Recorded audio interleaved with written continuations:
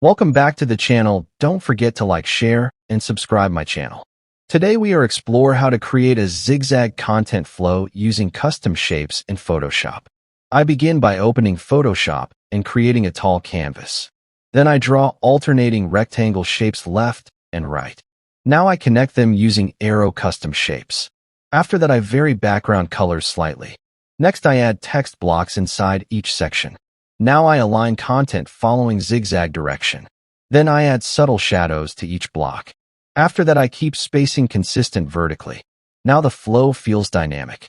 Then I zoom out to check readability. After that I refine arrow alignment. Now movement feels smooth. Finally I polish spacing and contrast. This flow layout now feels engaging.